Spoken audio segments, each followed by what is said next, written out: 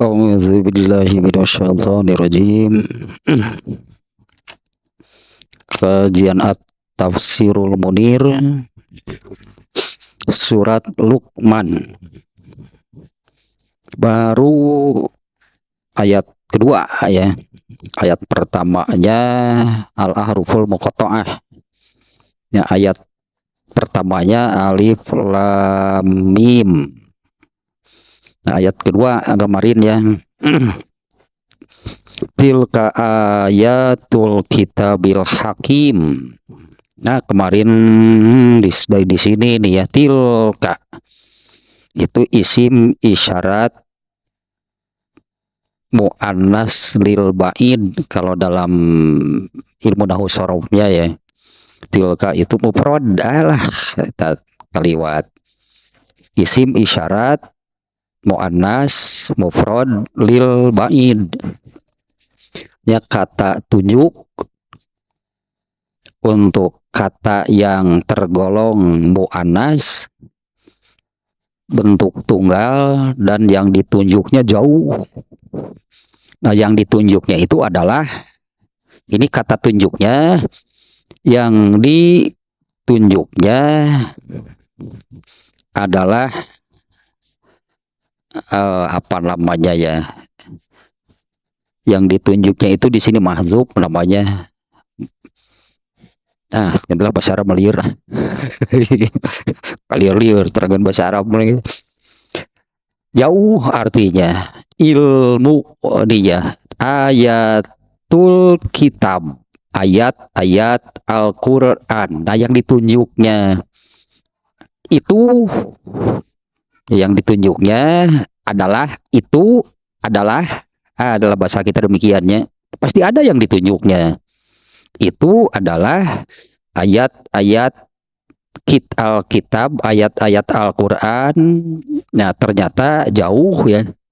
Nah, di mana di zaman Rasulullah SAW Al-Qur'an itu kan tidak tertulis dalam mushaf atau kitab buku gitu ya.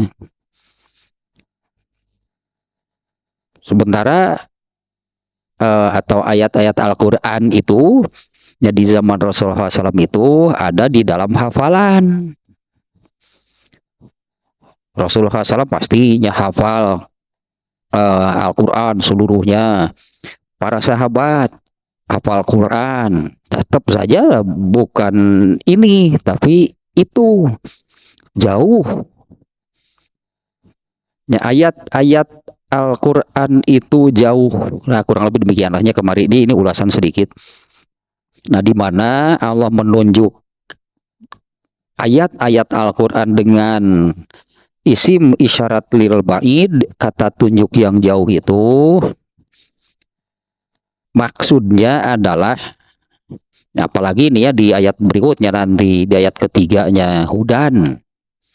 Itu adalah pegangan gitu kan. Hudan itu tuntunan, pedoman, itu pegangan. Nah, Allah menunjuknya dengan isim isyarat yang jauh. Nah, maksudnya Al-Qur'an sebagai tuntunan, pegangan, pedoman itu tidak seperti, nih maksudnya demikian nih ya, tidak seperti pedoman dan pegangan sebelumnya. Yang dimaksud sebelumnya di sini bukan kitab-kitab sebelumnya, bukan. Sebelum ilmu, Allah sudah memberikan kepada manusia rasa dan akal sebagai pegangan. Nah, maka manusia akan beramal berdasarkan, yaitulah pegangannya, rasa dan akal. Di mana adanya? Kalau rasa dan akal, Allah masukkan, ada di dalam diri manusia. Dekat berarti kalau rasa dan akal sudah nampe, apa itu nampe, sudah ada di dalam diri manusia, yaitu adalah pegangan bagi manusia. Nah, makanya manusia kan sering beramal, berbuat berdasarkan pegangannya apa? Rasa. Pegangannya apa? akal. Nah, tapi itu tidak cukup gitu kan. Tapi rasa dan akal tidak cukup. Contohnya kemarin kan di zaman jahiliyah, apabila di satu keluarga ada yang meninggal, pasti sedih. Nah, ini rasa nih. Terus melakukan apa? Itunya berdasarkan nih rasa sedihnya ini sebagai pegangan untuk berbuat. Maka menangislah sejadi-jadinya. Ini kan rasa pegangannya karena sedang sedih.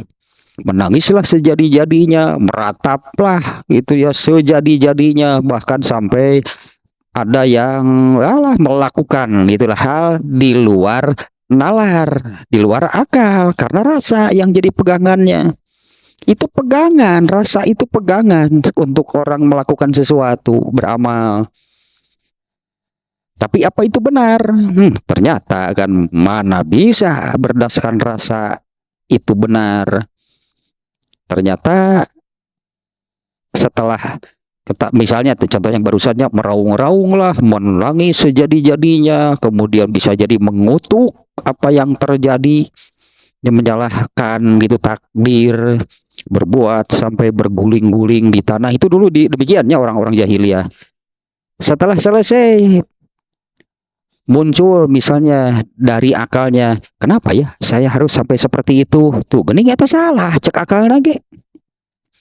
Kenapa ya saya harus sampai seperti itu? Ternyata menurut akal salah. Tapi akal pun tidak cukup. Nah, inilah Allah menurunkan ilmu.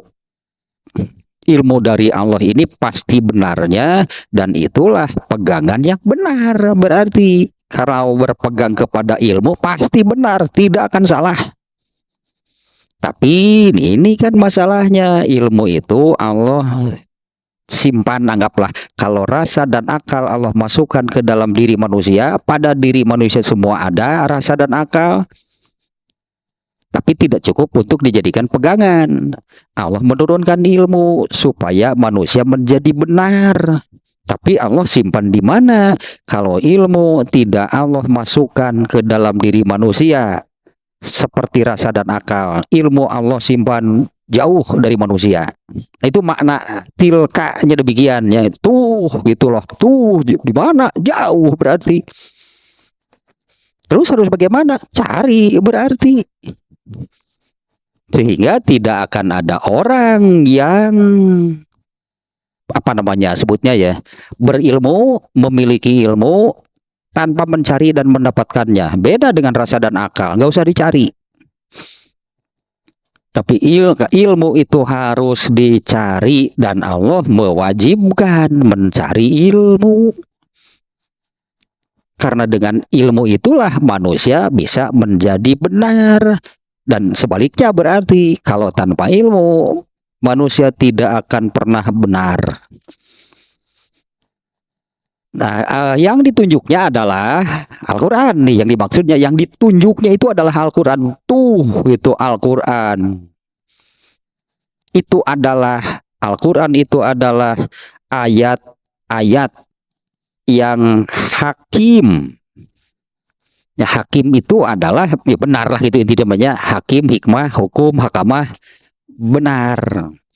Ayat-ayat yang hikmah. Nah, kalau tambah nih penjelasan di sini ya, ayat-ayat Al-Quran itu zul hikmah kalau bahasa Arabnya. Ya ini ya pemilik ini Al-Quran itu.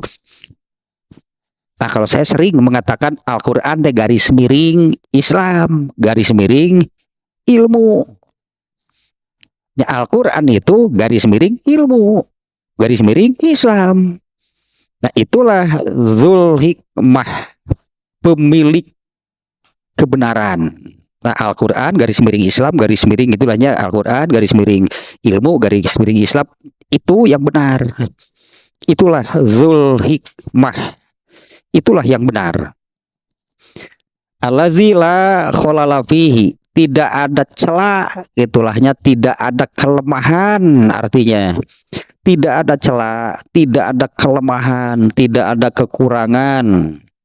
wala iwaja, juga tidak ada apa namanya bahasa kitanya, tidak ada ya penyimpangan, tidak ada penyimpangan ya, artinya lurus benar, lurusnya tidak ada celah, tidak ada kekurangan, kelemahan, tidak ada penyimpangan. Ya kalau menyimpang berarti salah, berarti kan kalau menyimpang berarti jadi salah karena ya, sebutannya bahasa kita kan menyimpang, salah berarti kalau menyimpang. Yang di dalam Al-Quran itu tidak ada hal-hal yang demikian, tanpa celah berarti Al-Quran itu ya tanpa celah, tanpa kelemahan, tanpa kekurangan, dan tidak ada penyimpangan di dalamnya. Wala tanaqudu fihi, tidak ada apa namanya sebutnya di dalam Al-Quran itu dengan jumlah ayatnya yang ribuan. Al-Quran itu terdiri dari 6.236 kalau kesalahnya 6.236 ayat. Tidak ada satupun ayat yang bertentangan dengan ayat yang lain. Ya, tidak ada satupun, itu tidak ada ayat-ayat yang bertentangan, nah intinya satu sama lain. Nah malah kan kebetulannya kemarin surat Sajdah kan kemarinnya baru awal, baru mukadimah, ya, di mana ayat-ayat Al-Quran itu ibarat ayat-ayat Al-Quran itu dari awal, dari surat Al-Fatihah ayat-ayatnya sampai surat yang terakhir surat An-Nas. Ini semuanya ada keterkaitan ibarat mata rantai yang intinya saling berangkai, saling menguatkan, saling menjelaskan. Tidak ada yang bertentangan. Di dalam Al-Quran itu tidak ada satu pun ayat yang bertentangan dengan ayat yang lainnya. Ya wala ikhtilafah. Ya juga tidak ada ya tanakud paradoks mungkin bahasa kitanya ya. Tidak ada yang bertentangan, wala ikhtilafah, tidak ada yang rancu. Ya, tidak ada yang rancu, bal huwa ayatun bayyinatun wadihat. Ayat Al-Quran itu adalah ayat-ayat yang jelas, terang, gitulahnya apa namanya jelas, terang, itu benarnya. Ya, tidak ada ya yang disebut di apa namanya di awal tadinya, tidak ada celah, tidak ada kekurangan, kelemahan, tidak ada penyimpangan, tidak ada yang bertentangan, tidak ada perbedaan dalam arti ya samalah pertentangan, berlawanan. Ya, Al-Quran itu adalah ayat-ayat yang jelas, yang terang benderang, gitulah benarnya. Nah, apalagi kan Al-Quran itu adalah salah satu mukjizat. Al-Quran itu adalah mukjizat terbesar dari semua mukjizat yang Allah berikan kepada Rasulullah SAW. Ya, mukjizat yang Allah berikan kepada Rasulullah SAW itu sangat banyak, paling banyaknya dibanding nabi-nabi sebelumnya. Dan mukjizat terbesarnya itu adalah Al-Quran. Di mana Al-Quran itu di beberapa ayat itunya Allah menyebut Al-Quran inilah Al-Haq, itu sebutannya dalam bahasa Arab Al-Haq, yaitu punya benar yang sebenar-benarnya. Inilah kebenaran hakiki. Siapa yang tidak percaya salah, yang menentang pasti kalah. Gitulah definisi al-haq. Al-haq itu adalah kebenaran hakiki, benar yang sebenar-benarnya. Yang tidak percaya salah gitu. Kalau tidak percaya Al-Quran itu salah. Dan yang menentangnya pasti kalah. Dari dulu juga sudah banyak lah, itu dari dulu juga sudah banyak, bahkan sejak Rasulullah SAW masih hidup yang berusaha untuk menentang,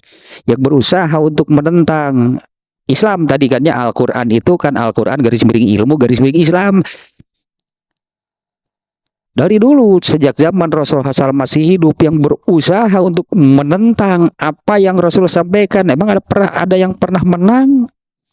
Emang ada yang pernah menang? Untuk apa namanya ya, katakanlah mereka ini katakan demikiannya, kalau mau menentang Al-Qur'an itu dengan apa? Dengan pikiran, dengan perasaan, mau tuh kadinya ada jelema dengan eta pegangan asli manusia, bukan asli, nu asal gitunya. Lalu mereka ini mau menentang Al-Qur'an dengan apa? Ya dengan akalnya, dengan rasanya. Mana mungkin yang demikian itu bisa menang? Mana mungkin ya yang demikian itu bisa menang untuk menentang, melawan, membantah Al-Qur'an. Itu Al-Qur'an ini adalah ilmu Allah. Yang adalah ilmu Allah kan tanpa batas. Mana mungkin apa yang berasal dari pikiran manusia, perasaan manusia bisa menang kalau menentang Al-Qur'an itu adalah ilmu Allah. Itulahnya yang tilka ayatul kitabil hakim. Satu, tilka itu jauh, yang artinya harus dicari. Jangan mimpi menjadi orang pintar kalau tidak pernah mencari ilmu. Jangan mimpi menjadi orang yang pintar gitunya kalau tidak mencari, kalau tidak mempelajari kan, ya mencari sini kan, kalau tidak mempelajari, mendalami ini ilmu yang Allah turunkan. Ngapalkeun ana wae kudu diapalkeun, emang aya anu hudang sare jol apal ayat Quran udah aya. Tidur saja besok bangun apal tah sekian surat, nggak akan ada. Apalagi ke pemahamannya kan. Cicing mitra diajar ujung-ujung paham tentang ayat Quran. Eta nu disebut gitu teh mimpi nu gitu mah. Harus dipelajari. Ilmunya sudah Allah turunkan dan perintahnya pun sudah Allah tetapkan. Ilmu itu Allah letakkan jauh, tidak seperti akal dan rasa, dan perintahnya sudah Allah tetapkan. Cari itu ilmu ya, cari ilmu. Nah kemudian ini karakternya, sifat dari ayat-ayat Al-Quran itu adalah Al-Hakim. Dan dengan mana demikian nih, Zul Hikmah, pemilik kebenaran. Yang itu kalau diurai lagi ya seperti barusan, tidak ada celah, kekurangan, kelemahan, kesalahan, tidak ada yang menyimpang, tidak ada penyimpangan di dalam Al-Quran, tidak ada yang bertentangan, tidak ada perbedaan. Ya, Al-Quran itu adalah ayat-ayat yang apa namanya ya, terang benderang, ayat-ayat yang bayinate jelas gitunya, jelas itu terang benderang. Nah kemudian ditambah lagi nih di ayat berikutnya, hudan warahmatan lil muhsinin. Ini ayat ketiganya nih. Sekarang ayat ketiga gitu ya, hudan warahmatan lil muhsinin. Ini kalau dalam bahasa Arab ya, hudan ini mansub. Alah, kembelahnya rahmatan mansub. Dan jabatan katanya, jabatan kata itunya ini sebagai hal. Nah, di mana apa sih makna jabatan kata? Misalnya kalau di kita kan subjek, pasti kan ada definisinya. Subjek itu apa? Subjek itu adalah. Kemudian objek itu apa gitu ya. Nah kalau di dalam bahasa Arab ini ada satu jabatan kata nih yang namanya hal. Maknanya apa sih hal itu? Maknanya apa? Hal itu maknanya menerangkan kondisi, menerangkan keadaan. Nah kalau di sini boleh disebut hudan, nyawa rahmatan itu menerangkan karakter. sifat dari Al-Quran itu, yaitu hudan. Hudan ini kata dasar nih. Wah, ini mungkin secara bahasanya udah kudu gitu meureunna. Hudan itu kata dasar sama dengan hidayah. Hudan, hidayah sama, itu kata dasar. Kalau kata kerjanya hada yahdi, kata perintahnya ihdi. Nah, itu yang pasti kita tahu nih. Kalau ihdi, ini kata perintah yang ada di surat Al-Fatihah. Ihdina sirotol mustaqim. Itu ya. Ihdina sirotol mustaqim. Kata dasarnya hudan. Tuntunlah kami, bimbinglah kami. Nah, kalau kata dasarnya dari tuntunlah, bimbinglah berarti tuntunan. Hidayah itu adalah hudan, hidayah itu tuntunan. Mengapa perlu tuntunan? Emang perlu. Kalau di surat Al-Fatihah tadi kan itu minta, berdoa kepada Allah itu, ihdina, tuntunlah kami, bimbinglah kami ke jalan yang lurus. Nah, coba nih kita ajukan pertanyaan, munculkan pertanyaan demikian. Emang perlu? Emang manusia perlu tuntunan? Emang manusia perlu bimbingan? Dari Allah maksudnya kan. Emang manusia perlu itu tuntunan, bimbingan dari Allah? Kalau tanpa tuntunan, bimbingan dari Allah, bisa nggak manusia hidup? Nah, ateis gak hirup. Mereka hidup. Benar nggak? Nah, masalahnya benar nggak hidupnya? Apa sih yang menjadi pegangan mereka? Tanpa ilmu dari Allah, balik lagi. Berarti ini seorang ateisnya yang tidak percaya, ya boro-boro percaya Islam kan, mereka percaya Tuhan ada saja. Enggak. Mereka kan tidak percaya Tuhan itu ada. Jadi jelasnya mereka tidak akan berpegang, menjadikan yang tadi Al-Quran nih, Islam, ilmu yang Allah turunkan ini jadi pegangan. Jadi pegangan, tuntunan hidup mereka apa? Balik lagi ke yang ada pada dirinya, rasa dan akal. Bisa nggak hidup seperti itu? Bisa. Binatang saja hidup yang akalnya lemah. Bahkan binatang yang tidak berakal saja bisa hidup. Binatang yang, kalau binatang kan ada yang berakal, ada yang tidak. Kalau yang berakal, mereka yang ada otaknya gitu. Binatang yang ada otaknya itu pasti punya akal, tapi kemampuannya kan sangat rendah. Ada binatang yang tidak berotak. Cacing kan nggak ada otaknya, ubur-ubur nggak ada otaknya, bisa hidup nggak? Bisa. Apalagi manusia yang punya otak, punya akal, dan kemampuannya tinggi lah dibandingkan dengan binatang. Masa tidak bisa hidup? Bisa pasti. Tapi masalahnya kan, apabila rasa dan akal itu yang hanya apabila hanya rasa dan akal yang dijadikan pegangan manusia untuk sekedar hidup di dunia, pasti bisa. Tapi soal benar nggak? Nah, itu yang itulah masalahnya.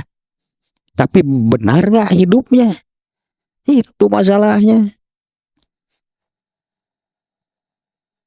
Buat apa Allah menurunkan Al-Quran? Buat apa Allah menurunkan ilmu? Buat apa Allah menurunkan Islam? Supaya jadi benar.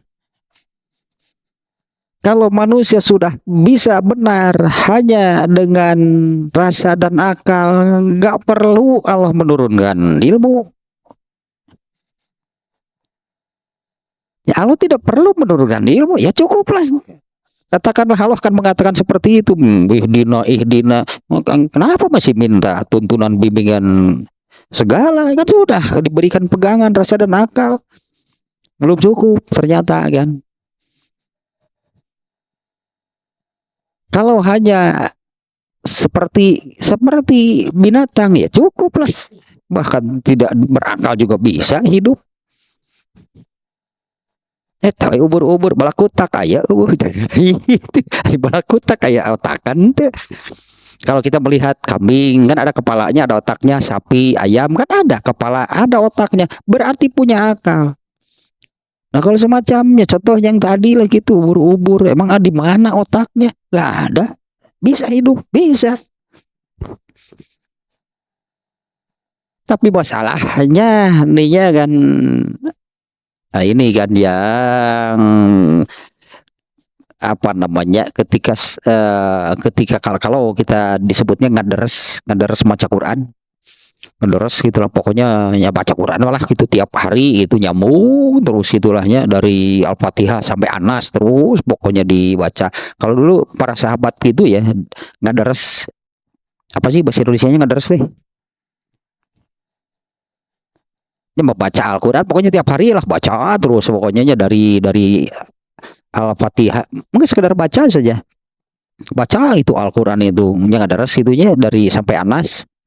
Sering menemukan ternyata berulang-ulang, sering Allah mengulang-ulang tentang ini Allah mengulang-ulang menjelaskan bahwa manusia itu akan dihidupkan kembali.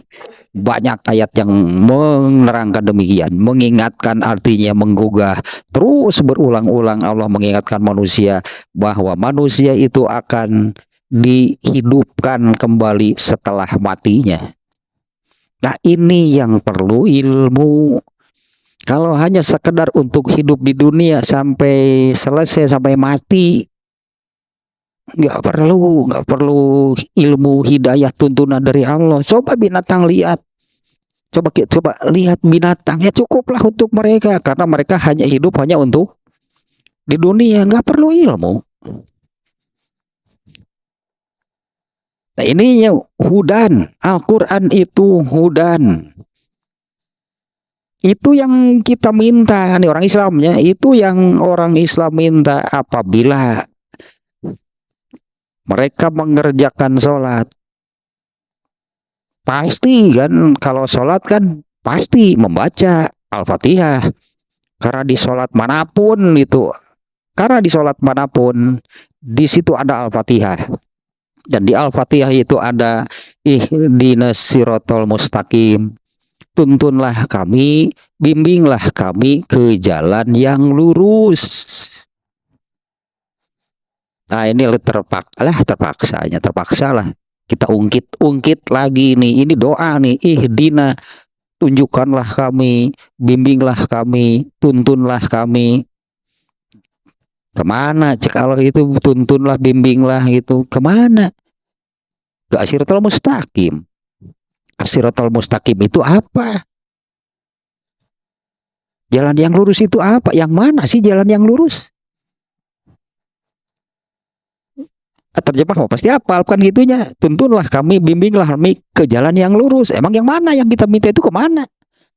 Ke jalan yang lurus. Nah itu yang tadi nih, jalan yang lurus di sini adalah jalan atau cara hidup yang benar. Itu yang kita minta kepada Allah, tuntunlah kami, bimbinglah kami ke jalan, ke cara hidup yang benar. Padahal di ayat ini, di ayat keduanya, tuh ilmu sudah Allah turunkan.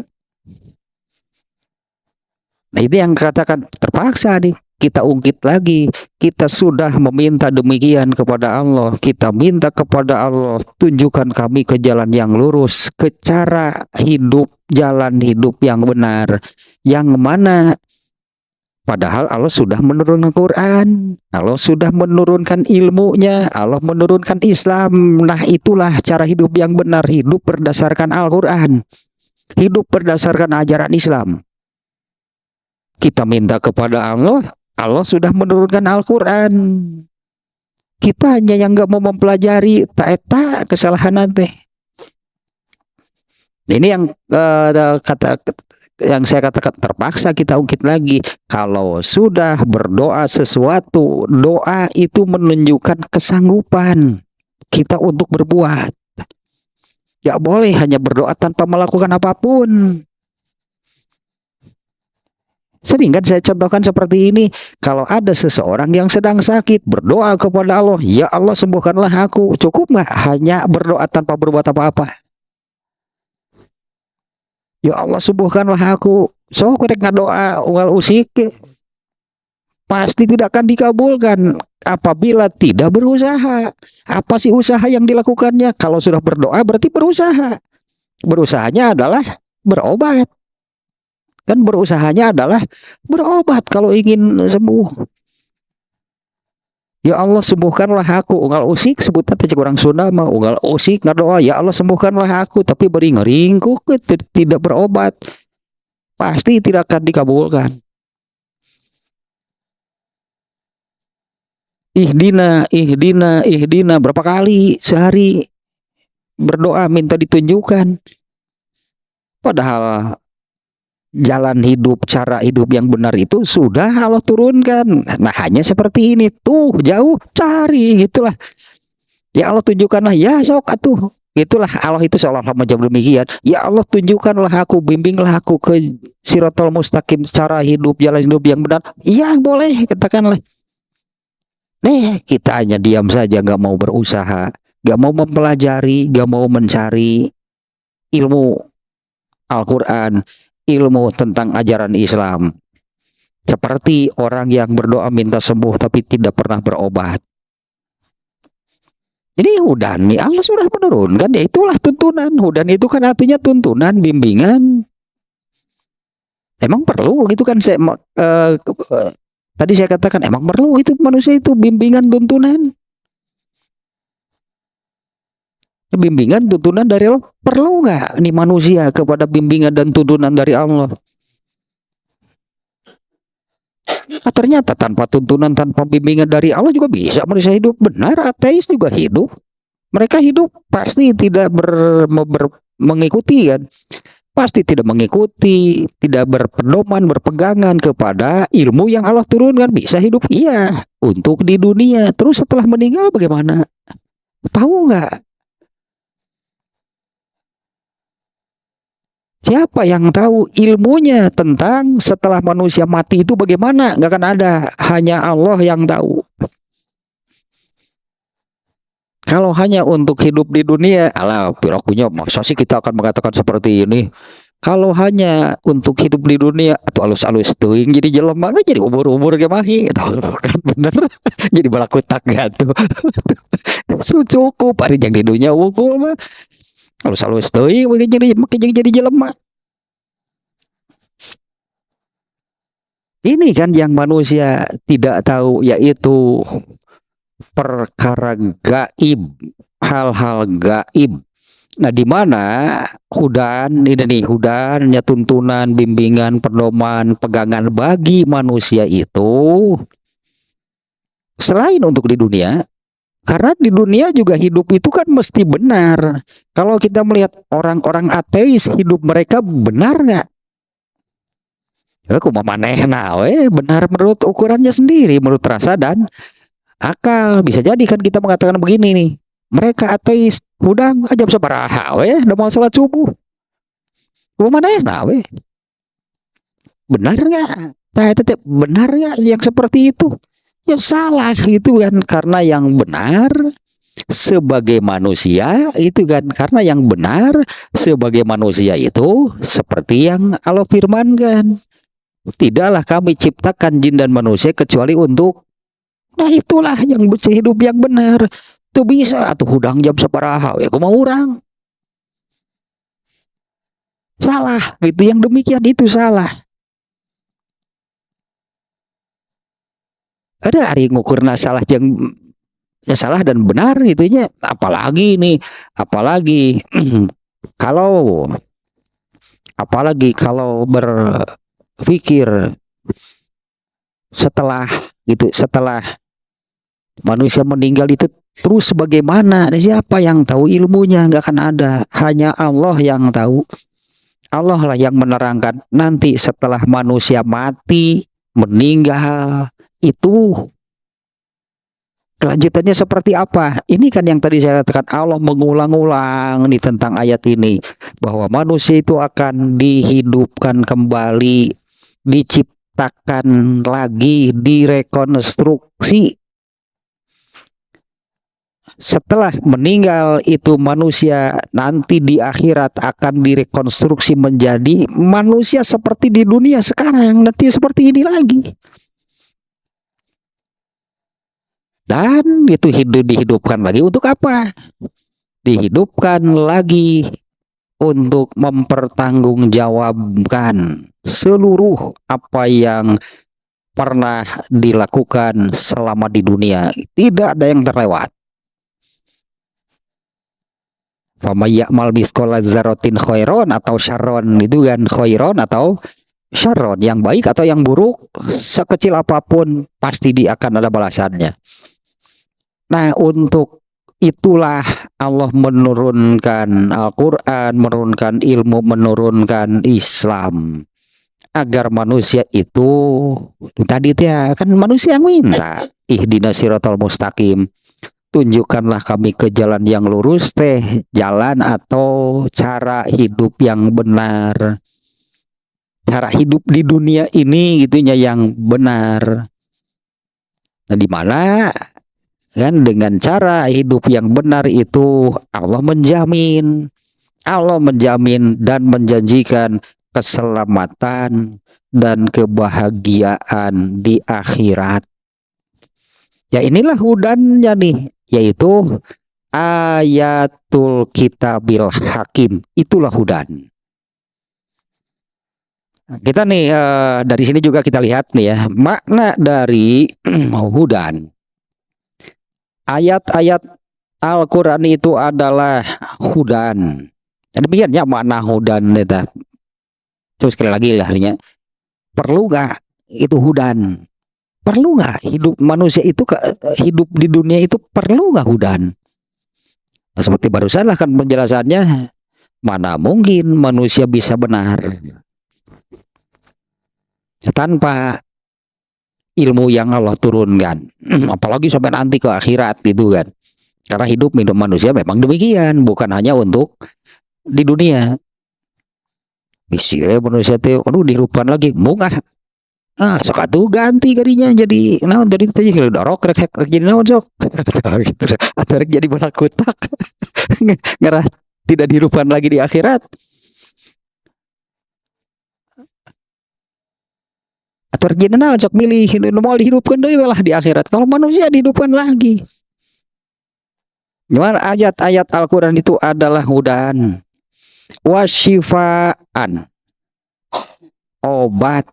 Al-Quran itu adalah obat dari, nah yang ini nih, obat dari kesesatan yang apa namanya ya, yang bersumber mungkin lahnya, obat dari kesalahan dan kesesatan yang bersumber dari rasa dan akal manusia. Nah, bersumbernya kesalahan dan kesesatannya itu bersumber dari rasa dan akal manusia. Ya inilah obatnya, ya yang menyembuhkannya, yang meluruskannya. Ini Al-Quran inilah nih, ya, yang menyembuhkan, yang meluruskan manusia dari kesalahan dan kesesatan. Nah, kesalahan dan kesesatannya bersumber dari mana? Dari apa yang ada pada diri manusia, di mana hal itu yang suka dijadikan pegangan pedoman dalam beramal, yaitu rasa dan akal. Pasti salah, pasti tersesat, pasti sesat. Dan nih satu lagi, rohmatan. Ini sama-sama tadi halnya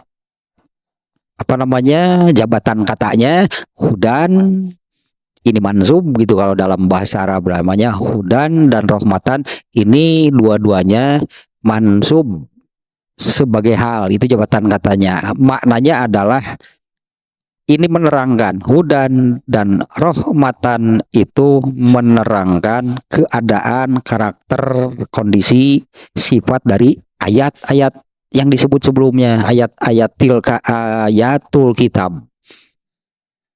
Satu lagi Allah menyebut, nah ini ya menerangkan keadaan, tadinya hal itu menerangkan keadaan, rahmatan. Ya, rahmatan itu kata dasar dari rahmat. Darinya rahmat. Gitu bahasa Arab rohima yarhamu rahmatan. Kalau kata kerjanya menyayangi, mengasihi, berarti kalau kata bendanya apa namanya, kasih sayangnya, menyayangi berarti kan kata bendanya kasih sayang. Nah ini yang ini menerangkan nih. Jadi Al-Quran, ayat-ayat Al-Quran yang hakimnya, pemilik kebenaran yang sesungguhnya. Satu tadi sebagai hudan, dan yang kedua itu adalah rahmat, dalam arti atau rahmat itu artinya kasih sayang. Bahasa Sunda nama kanyaah ti Allah tetah. Kan Allah yang menurunkan Al-Quran. Jadi Allah menurunkan Al-Quran bagi manusia itu, ini salah satu bentuk rahmat Allah. Ini salah satu bentuk kasih sayang dari Allah. Ini tadi atau balik deui, karena kalau tanpa ilmu yang Allah turunkan, manusia hanya berpegang kepada rasa dan akal dan tidak akan pernah benar kalau seperti itu. Itu kanya Allah menurunkan Al-Quran itu salah satu bentuk kasih sayang, salah satu bentuk kecintaan Allah, kasih sayang Allah, ya kasih gitu Allah kepada manusia. Rahmat, Al-Quran itu rahmat. Al-Quran itu bahasa Sunda juga namanya eta teh kanyaah ti Allah teh. Artinya kalau makna demikian berarti cek urang Sunda sing benang dipikanya, sing benang dipikanya sudah Allah. Ini kan kanya ianya Allah menurunkan Al-Quran, ilmu Islam ini kanya di Allah kajelema manusianya tidak mau dikasihi, tidak mau disayangi. Allah menurunkan Al-Quran, ilmu Islam, ini kasih sayang dari Allah. Kenapa? Itu tadi kan Allah tahu, karena kalau tanpa Al-Quran, tanpa Islam yang Allah turunkan, manusia itu pasti salah dan tersesat. Itu yang Allah merasa kasihan kepada manusia. Allah merasa kasihan itu kepada manusia. Karena kalau Allah tidak menurunkan ilmu, tidak menurunkan Al-Quran, tidak menurunkan agama Islam, manusia itu tadi pasti salah dan tersesat. Karena yang menjadi pegangannya sangat lemah. Kalau tidak rasa akal, pasti akan muter di situ manusia. Nah inilah salah satu rahmat, salah satu bentuk kasih sayang dari Allah. Kasihannya manusia, itulah Allah teh kasihan manusia. Ternyata apabila tidak diberi tuntunan, hudannya tidak diberi pegangan, tidak diberi pedoman, manusia itu pasti salah dan tersesat. Ya, ayat-ayat Al-Quran ini tadi itu adalah hudan, kemudian obat, nah ini rahmat. Apalagi nih, kalau bicara akhirat gitu ya, rahmatan tunkizul mu'minina biha minal iqab. Ini yang akan menyelamatkan manusia dari azab Allah yang maha berat. Ini rahmat itu, kasih sayang itu mananya demikian ya. Ya karena kan tadi kalau tanpa ilmu dari Allah manusia itu pasti salah dan tersesat. Nah yang salah dan tersesat ini yang akan mendapatkan siksa dari Allah yang maha berat. Nah Allah itu kasihan kepada manusia kalau harus mengalami, kalau harus mendapatkan siksa Allah yang maha berat. Maka Allah memberikanlah pegangan, memberikan ilmunya. Ini kasih sayang dari Allah itu supaya manusia tidak celaka, supaya manusia tidak mendapatkan siksa Allah yang maha berat. Ini yang Al-Quran ini nih, Al-Quran, ilmu Islam inilah yang akan menyelamatkan manusia dari azab, dari siksa Allah yang maha berat. Tapi bagi siapa? Allah, iya, nah, karena tadi kan tidak semua manusia menerima. Bahkan sejak Rasulullah SAW-nya masih ada, masih hidup, mereka yang tidak mau menerima, yang menolak, mengingkari, bahkan menentang, membantah, ada. Abu Lahab contohnya, Abu Jahal, mereka kan tidak mau. Padahal kan nggak jelas ya, padahal jelas. Saya katakan tadi, kalau manusia mau menentang, membantah tentang benarnya Al-Quran, benarnya Islam, nggak akan bisa. Apa sih pegangan mereka untuk menentang, membantah? Dulu yang dialami Abu Jahal, Abu Lahab juga sama. Karena pastinya mereka tidak akan bisa menunjukkan tadi apa di Quran, apa di dalam ajaran agama Islam ini ada celah, ada kekurangan, kelemahan, kesalahan, nggak akan ada. Tidak akan ditemukan itu hal yang demikian. Di Al-Quran inilah, Islam inilah yang akan menyelamatkan manusia dari siksa Allah yang maha berat. Tapi akan menjadi demikian itu lil muhsinin, ini di ayatnya nih, hudan warohmatan lil muhsinin. Seperti juga ini mungkin ini ya, kita lihat di surat Al-Ahzab ayat 21. Kita lihat nih ayatnya.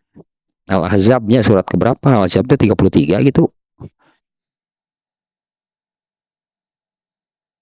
Ya, di ayat yang ini ayatnya yang laqad kana lakum fi rasulillahi uswatun hasanah. Ini ayat populer ya. Sungguh yakin, pakai diawali dengan taukid di penekanan, sungguh yakin pasti pada diri Rasulullah SAW itu ada tuntunan, ada suri toladan yang baik. Ini ayatnya nih. Laqad kana lakum fi rasulillahi uswatun hasanah. Bagi siapa? Ternyata tidak bagi semua orang. Mestinya bagi semua orang, ya mestinya bagi semua orang. Tapi di ayatnya itunya liman kana yarjullaha wal yaumil akhir, bagi orang yang berharap, bagi orang yang berharap bertemu dengan Allah, bagi orang yang mengharapkan, yang ini nih kaitannya, mengharapkan rahmat Allah, mengharapkan bertemu dengan Allah, mengharapkan mendapatkan kasih sayang, mendapatkan kecintaan dari Allah. Nih Rasulullah suri toladannya. Laqad kana lakum fi rasulillahi uswatun hasanah. Bagi orang yang liman kana yarjullaha, bagi orang yang mengharapkan rahmat Allah, mengharapkan bertemu dengan Allah, mendapatkan kebahagiaan itu dari Allah, wal yaumil akhir, dan mengharapkan, bersiap, artinya bukan mengharap-harap, tapi artinya bagi yang bersiap untuk, boleh disebut demikian, menyambut kedatangan hari kiamat dan banyak mengingat Allah. Nah, artinya ini kan Mestinya Rasulullah SAW itu sebagai suri toladan, panutan, contoh bagi semua orang. Tapi kan tidak semua orang demikian. Betul-betul menjadi suri toladan itu liman kana yarjullaha, bagi orang yang mengharapkan rahmat Allah, mengharapkan kebahagiaan dan kecintaan dari Allah, mengharapkan pertemuan dengan Allah. Dan bersiap, sebutlah bersiap untuk menyambut kedatangan hari kiamat. Nah, Rasulullah itulah suri toladan. Nah, di sini sama, Al-Quran itu apa? Hudan, pegangan petunjuk pedoman dan kasih sayang Allah lil muhsinin, bagi orang-orang yang ihsan. Muhsin itu isim fa'il dari ihsan. Muncul lagi di bahasa Arab nih. Muhsin itu isim fa'il, pelaku, ya, pelaku dari ihsan. Ihsan itu apa? Artinya orang yang melakukan ihsan. Ihsan itu adalah ini yang Rasulullah sendirinya yang menyebutkan, yang menerangkan ketika ditanya oleh malaikat Jibril, mal ihsan. Ihsan itu apa? Rasulullah SAW menjawab, anta budallaha ka'annaka tarahu fa in lam takun tarahu fa innahu yaraka. Nah, orang yang ihsan itu yang demikian. Muhsin itu orang yang ihsan. Nah, ihsan itu adalah kamu taat kepada Allah, beribadah kepada Allah. Anta budallah, ya, kamu beribadah kepada Allah, kamu taat kepada Allah. Ka'annaka tarahu, seolah-olah kamu melihatnya. Seolah-olah kamu melihatnya. Artinya kita melakukan ketaatan, melakukan ibadah kepada Allah itu seolah-olah kamu melihat Allah. Melihat Allah sedang apa? Itulahnya, melihat Allah sedang apa? Memperhatikan pasti. Seolah-olah kamu melihat Allah sedang memperhatikan kamu. Itulah. Kamu melakukan ketaatan, kamu beribadah kepada Allah, seolah-olah Allah itu sedang memperhatikan kamu melakukan itu. Fa in lam takun tarahu fa innahu yaraka. Kalaupun kamu tidak melihatnya, dan pasti sebetulnya siapa yang pernah melihat Allah? Nggak ada. Nabi saja nggak pernah melihat Allah. Kalaupun kamu tidak melihat Allah, fa innahu yaraka, yakinlah bahwa Allah pasti melihat kamu, Allah pasti memperhatikan kamu. Nah, ini ya, Al-Quran itu menjadi hudan, menjadi rahmatan bagi yang ihsan, bagi yang melakukan ihsan. Ini global nih dari Rasulullah SAW, ya. Garis besarnya adalah kamu taat kepada Allah, kamu beribadah kepada Allah, itulah orang yang ihsan. Di mana ketika kamu melakukan ketaatan, kamu beribadah kepada Allah, nah di dalam hatinya itu ada rasa ini, yakin nih bahwa apa yang saya lakukan itu diperhatikan oleh Allah. Kan ihsan demikiannya, seolah-olah gitu loh, seolah-olah kamu melihat Allah, Allah sedang memperhatikan kamu. Nah, ternyata kan nggak ada yang bisa melihat Allah, tidak ada yang pernah melihat Allah, tapi yakinlah bahwa Allah itu pasti memperhatikan kamu sedang melakukan ketaatan atau ibadah tersebut. Nah, global kan, ketaatan ibadah itu apa? Nah, apalagi kalau dalam kajian Dalilul Falihin yang sedang kita kaji bab 13 itu kan, amal soleh. Kalau manusia mau melakukan ketaatan, kalau manusia mau beribadah, kalau manusia mau beramal soleh, amal soleh itu sangat banyak dan beragam. Jangan sampai kebingungan untuk mau beramal soleh apa. Banyak dan sangat beragam. Nah, jadi hudan dan rahmatannya itu lil muhsinin bagi orang-orang yang taat. Kan ihsan itu taat. Kamu beribadah, kamu taat. Jadi petunjuk bagi siapa? Bagi yang mau. Mau lah sebutnya. Bagi yang mau taat kepada Allah. Ini petunjuknya Al-Quran. Dan ini adalah rahmat dari Allah. Bagi siapa? Bagi orang yang taat. Bagi yang tidak taat, apa contoh lagi? Abu Jahal, Abu Lahab kan disiksa oleh Allah karena tidak taat. Apa Al-Quran ini jadi kasih sayang bagi mereka? Enggak. Apa Al-Quran ini jadi kasih sayang bagi Abu Lahab, Abu Jahal? Kan enggak. Karena mereka tidak taat. Nah, Al-Quran itu rahmat bagi yang taat. Bagi yang itu ihsan itu kan orang yang taat, yang beribadah kepada Allah. Yaitu yang beramal. Nah, ini kalau rinciannya seperti ini di sini nih ya. Saya kira ini globalnya demikian. Pokoknya orang yang taat, yang melakukan, yang beribadah kepada Allah. Yaitu orang-orang yang beribadah wattaba'us syariah, mengikuti semua ketetapan Allah. Ya, wattaba'us syariah, mengikuti semua ketetapan Allah, tidak yang dilanggar. Wa aqamus sholata. Nah, kalau ini sudah kerincian ya, menegakkan, mendirikan salat. Wa aqamus sholatal mafrudata bi hududiha, menegakkan salat wajib dengan segala ketentuannya. Demikian ya, salat dengan segala ketentuannya. Siapa yang menetapkan ketentuan-ketentuannya ini? Allah, jangan kita. Jangan kita, ketentuan sholat Allah yang menentukan. Ketentuan-ketentuan pada ibadah sholat itu Allah yang menentukan. Ya jangan sampai seperti ini. Nah, di antaranya gitunya, jangan seperti ini. Kenapa orang lain berjamaah kamu enggak? Oh, sholat itu kan.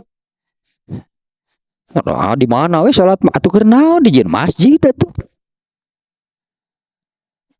Ya buat apa? Masjid itu ya dibuat, dibangun, didirikan untuk apa? Hari sholat masing-masing kabeh di mana? Kosong masjid.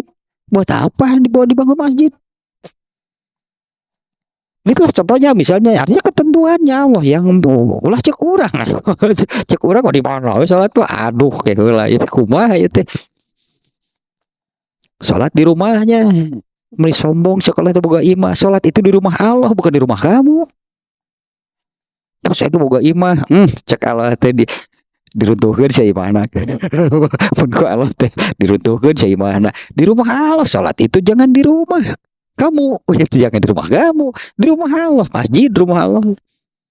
Mun sombong sekolah teh boga imah, sia eta boga imah teh ti saha cek Allah teh. Dan ini awa aqamus sholatal mafrudata bi hududiha fi awqatiha.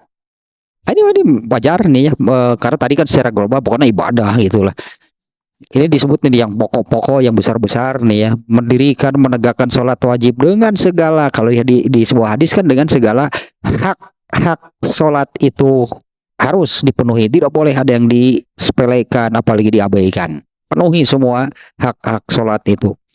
Mendirikan, menegakkan sholat wajib dengan segala ketentuannya pada waktu-waktu yang sudah ditetapkan. Dengan tadi jangan menurut kita wiraha we salat we apa ayat nage surat An-Nisa 103 kalau nggak salah. Inna sholata kanat alal mu'minina kitabam mauquta, sudah ditetapkan. Ayo kurang wiraha we salat mah. Ma'a nawafiliha, beserta dengan yang sunat-sunatnya, menegakkan sholat yang wajib dengan segala hak-haknya, juga sholat-sholat yang sunat. Kemudian zakat, wasodaku wa anfaku biwujudil wasodaku wa anfaku aikonu lah kok jadi anfaku sih, dan membenarkan bahkan meyakini ini wujudnya akhirat, artinya keadaan akhirat itu dipercayai, bahkan diyakini bahwa akhirat itu benar. Wujud di bahasa Arab sih, wujud kidambako, wujud bahasa Arab ada, artinya benar akhirat itu ada. Juga meyakini bibil jazail adil fiha, dan adanya tadi ya balasan yang adil untuk seluruh amal manusia. Warogibu ilallahi fisawab, dan ini yang ihsan ya, orang-orang yang ihsan itu adalah mereka yang taat, yang beribadah kepada Allah itu hanya mengharapkan balasan dari Allah, hanya mengharapkan balasan ganjarannya, upah lah gitu, upahnya dari Allahnya atas ibadah dan ketaatan yang dilakukannya. Ya tidak bukan ingin dilihat oleh manusia, tidak mengharapkan balasan dari manusia, dan tidak mengharapkan ucapan terima kasih dari manusia. Kan ibadah taat itu kan kepada Allah, lepas itulah dari manusia. Pokoknya hanya mengharapkan hanya dari Allah atas ketaatan dan ibadahnya itu. Nah, itulah Al-Quran, atau Al-Quran itu akan menjadi hudan dan rahmatan bagi orang seperti ini, orang-orang yang ihsan. Nah, kalau ini kan rincian amal sebetulnya kan. Sementara Rasulullah kan menyebut ihsan itu adalah anta budallah, kamu beribadah. Oh, ibadah kan amat sangat banyaknya, ragam macamnya. Beribadah, kalau saya suka mengatakan ibadah teh garis miring taat, garis miring amal soleh. Berarti orang yang beribadah amal soleh. Mana ada orang beribadah tanpa amal soleh? Ya, ibadah itu garis miring atau sama dengan taat, sama dengan beramal soleh. Nah, sementara tadinya di kitab dari Lupalihin orang mau ibadah, mau taat, artinya mau beramal soleh. Beragam, jumlahnya sangat banyak dan ragamnya juga sangat banyak.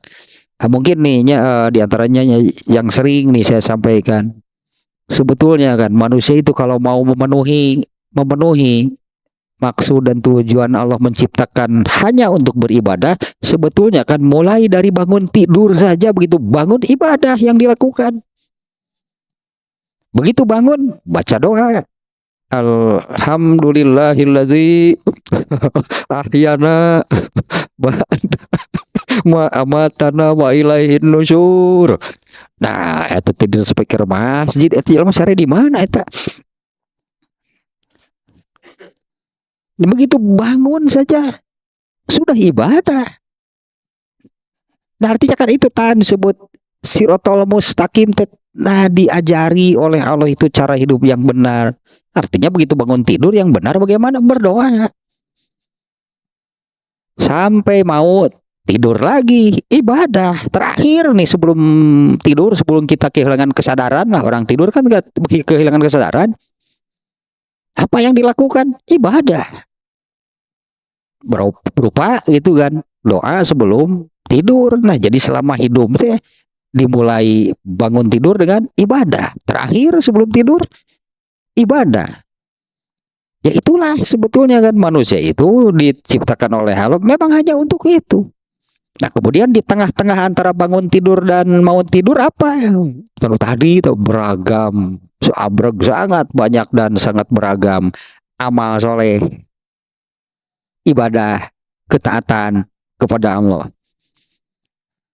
Hanya, nah ini masalahnya, mau mencari nggak manusianya, mau mempelajarinya nggak? Pantara dialajarna ge atuh moal apal. Kan tidak mencari, tidak mempelajari kan Al-Quran, ilmu ajaran Islam yang sudah Allah turunkan ini. Ya nggak tahu lah, gitu. Kalau begitu ya nggak tahu lah manusia. Kalau mau ibadah itu apa yang harus dilakukan? yang harus dipelajari, berarti Islamnya, dipelajari ilmunya, dipelajari Al-Qur'annya.